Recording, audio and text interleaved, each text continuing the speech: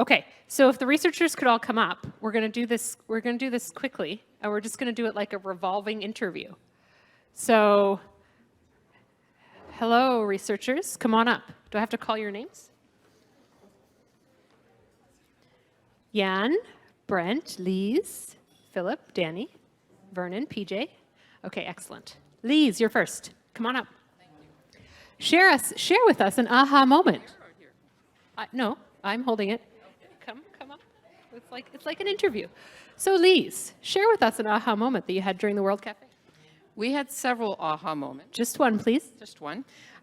We talked about the fact that we need more research around issues related to power.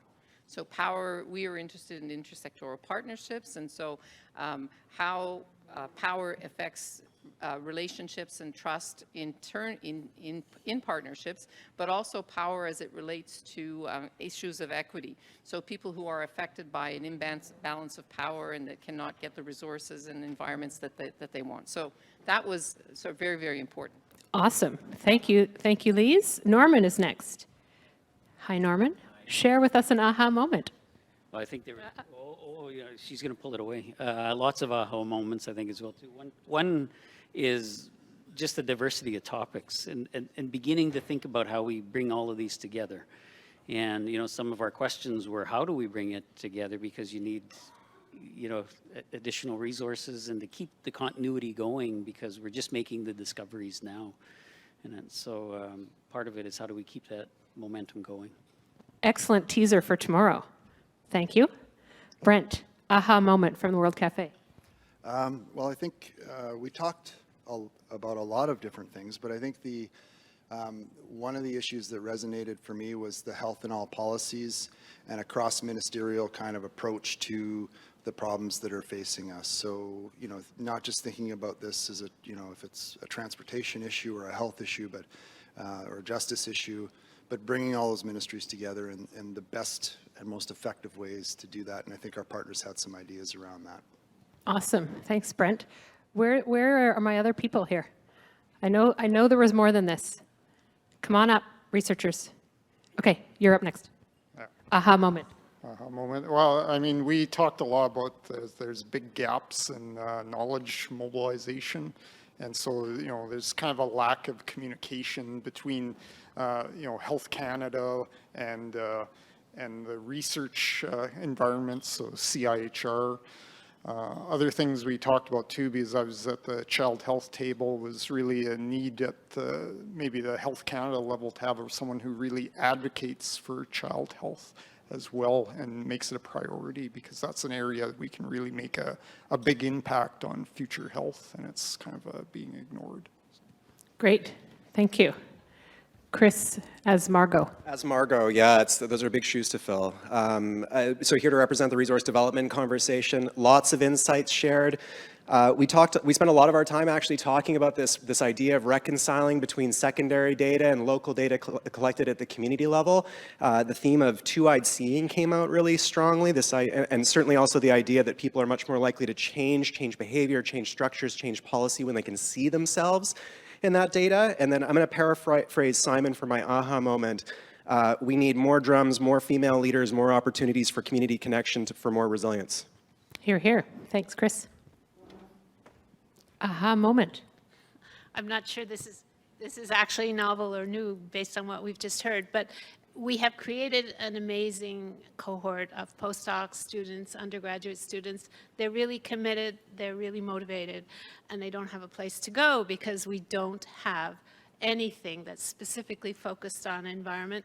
And it could be government, it could be academia, it could be industry. It has to be a together thing. Thank you. Okay, who else? Jan, PJ, Jen. Come on, guys. Researchers, where are you? Who else are we missing? Nicole, I don't think we've heard from. Megan? No? No one else has aha moments? Okay. Going once? Yes. Well, if no one else wants to share, I guess you can share too. No, the mic is not hot. I'm holding it. Okay. Sorry. two aha moments from our group. I think Megan and Vern are probably making their way up here. But one thing that came out was really improving our ability to work with government agencies and the need for something like an Environment Health Institute to really focus on the environmental issues that need to be brought to the table to make that knowledge gap map easier to navigate for researchers. The second thing was some sort of CIHR or Health Institute way of supporting depositing health data, or depositing, sorry, research data so that it's accessible to government researchers, et cetera. The need for a child health advocate came up because that is a gap for child health in this country. I think those were the three aha moments. Oh, you got 3 in there. Good. Okay. Hi. I'm standing in for Yan. I think from our... That is a lot of writing on that sheet. No, I'm not reading this writing on Okay. just got rules. So aha moments sort of in the municipal context. One was to reiterate what we heard this morning, which is like we can generate lots of data and evidence, but the stories probably need to lead to convince the policymakers to get on board. So incorporating that in. And the second one I would say is a conversation around whether, when and how equity can be a polarizing concept in the municipal space, and what other kinds of languages and tools, and tapping into the NCCs and how to talk about these things best so that they can result in action instead of polarization. Awesome. Thank you. Aha moment. Okay. So I was in the microbiome group, and I think the things that came up were that one of the rate limiting steps for this type of research is bioinformatics, that we still don't have plug and play methods, and you almost need a dedicated bioinformatician scientist for each team, if anything, each lab, but that might be too much, or too expensive. But that would be ideal. The other thing was in terms of communication, there's a lot of hype around microbiome, and it can result in people in the community spending lots of money to get nutritional or food stuffs that aren't really necessarily going to move the needle on their disease, and so we need better science communication around that. And the last thing, I'm just trying to remember, Alberto, you were there. What was the last thing? No, you weren't. Ale? Is Ale here? There was something else, too. He wasn't paying. Leave it to the woman. I think just echoing what other teams said, that really the work was greatly benefited from doing something really interdisciplinary, and that the shape of this call, I think, was good for that outcome. Thank you. Okay. Any other of the 18 researchers or their associates that has a aha moment? All right.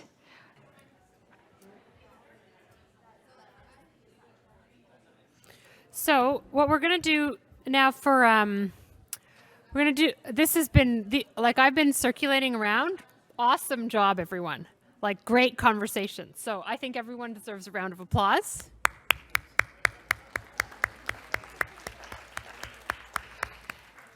And we're gonna do a report back. So Alan is gonna go around with a mic. So hopefully you've decided what your key message is that you want to share. We definitely do not want to hear you read off your flip charts, but we do want to hear your one key message that you decided to share. So Alan, maybe you want to just start with. Okay, great. Okay, one key message. Go for it, Danny. Key message. So. Key message for us was that environmental influences in design has and will influence human health. And how do we communicate this? Through interdisciplinarity, so interdisciplinarity both in research and in communication. In research, we mentioned the importance of integrating different disciplines, leading to methodological diversity, and something that we saw in the EHSI projects that were presented today. And this is needed to tackle key and emergent issues in environmental health, such as climate change, environmental justice, environmental equity. Secondly, there needs to be an interdisciplinarity in communications. So scientists don't always tell very compelling stories, and we need to develop strong partnerships with people who can. And we need to balance details with easily digestible information. Thanks, Danny. Okay, next group. Hi.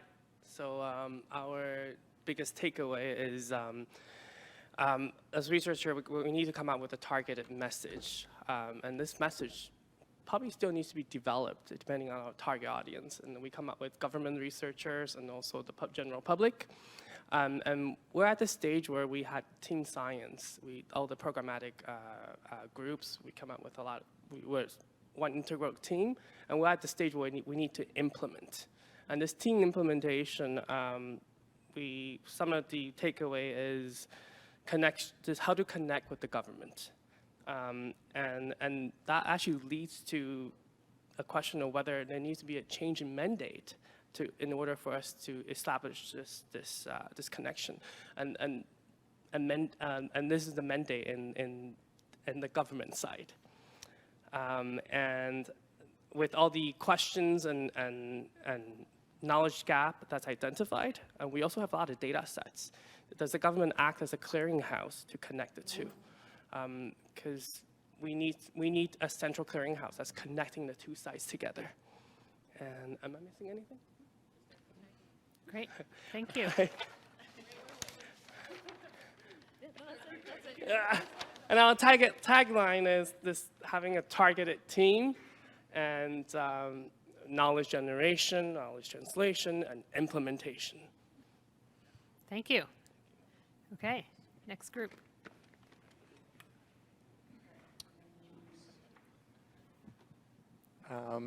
So I'll try not to overlap too much with what they've said, but I think one of the main things we talked about, which is kind of mentioned, is just making sure that the data that all of these different projects or the results and the findings that we work hard to get don't necessarily die off once each individual grant has on there, but there's a little bit more of a legacy and long-term use of that. So trying to bridge the gap between having some sort of hosting of that data so that we can continually go back to it, or we can collaborate with others, or we can really just have some sort of repository that we can come back and look at different aspects of the data that we are looking for, because in terms of having agreements that we have to create every single time, or reinventing the wheel in terms of storing that or sharing the data, if there's some ways that we can get economies of scale or partnership that may help in terms of sharing that information and sharing those findings with whoever needs to have that, whether the public or different organizations or institutions, rather than everyone kind of a little bit being more siloed or trying to redo everything every time a grant comes. Great, thank you.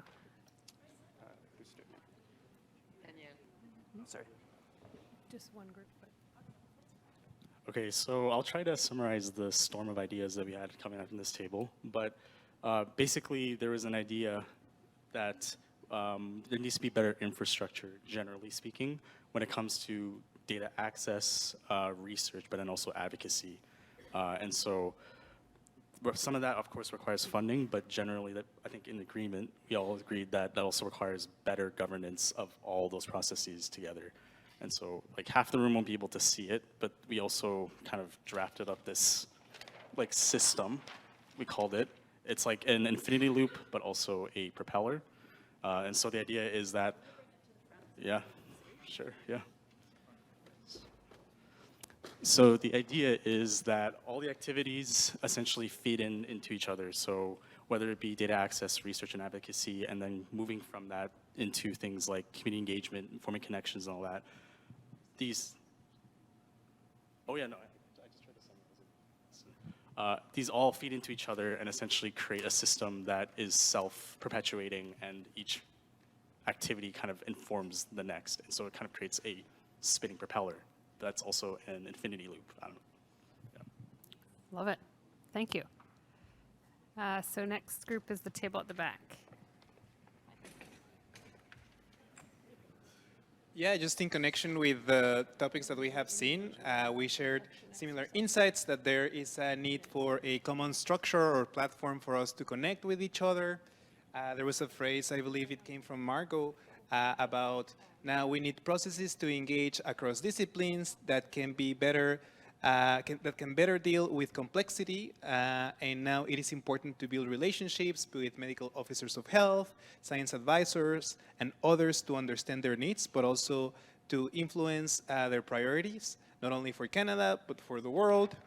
And there was the suggestion of this tripartite model of, yes, connections is one key piece of what we need to do. We also need to ensure that we have equitable processes, and we also need to map the complexity that we are dealing with, because we realize that our objects of inquiry are different, but we're finding complementary findings and insights. Great, thank you.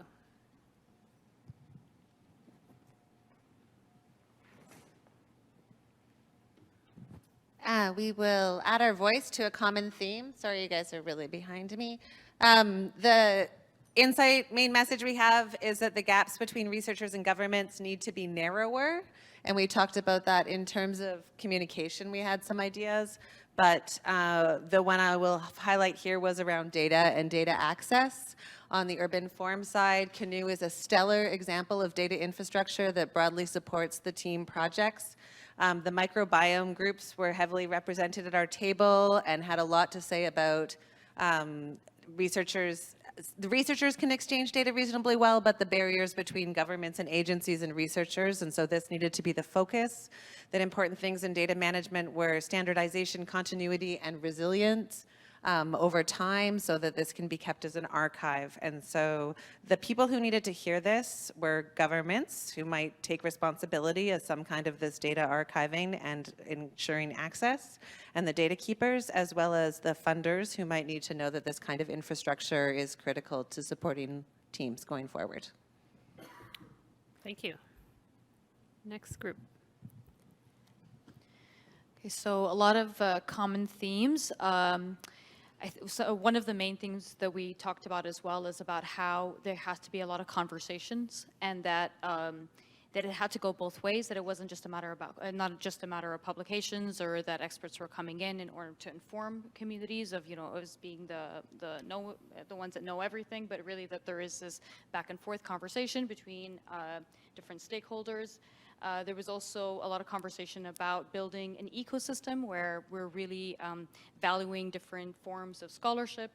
So we had this bit of a messy grouping here, but that every role was important. Everyone from public servants to civil society to businesses and media and advocacy groups and the researchers themselves, and then the different types of research, be it those that do more bench work science to those that are do more community-based work, and that by working together, we're really creating room to move things forward. There was also a lot of conversation around terminology, be it One Health, environmental health, planetary health, and all the controversies that are associated with that. And yeah. And the mandate letters, yes, and then how to push policy forward by knowing what's in those mandate letters. Thank you. Okay, great. Our group was also quite diverse and well represented across the different types of projects, and we really zoomed up into what our one key message was, and that was that the ESHI initiative needs to be continued, and that we are not done yet. And so thinking kind of about leveraging what has happened, what happens at kind of a meta level across all of these programs in this room, in terms of the data, the partnerships, and the knowledge for more or future health, enviro, equity, kind of integrated research and funding, and kind of what are the institutional changes that need to happen to accommodate the kind of complexity that's represented in these different programs. And when communicating that, it's really about framing the message in a way that resonates with whoever the receiver is. So changing the message depending on who's being spoken to. Thanks. Great, thank you. First, we'd like to apologize to Raisa for critiquing It was a great critique, and things, anyway, yeah. Yeah, I'm going to just maybe read from my points here, but yeah, we talked about Swiss cheese sandwiches. So what we mean is that you know, we come from data harmonization as sort of our starting point in our conversation, and you know, being an employee from Canoe, I think that's a big thing for us, and we're always looking to see how we can you know, give you the data that's not going to complete the picture. That's the first layer of Swiss cheese. The next group on, they'll provide that second layer, and before you know it, you have a Swiss cheese sandwich, and you have no holes left in that sandwich, and that really completes the picture. Now, that's a nice way to, you know, to put it, and that brought us to stories.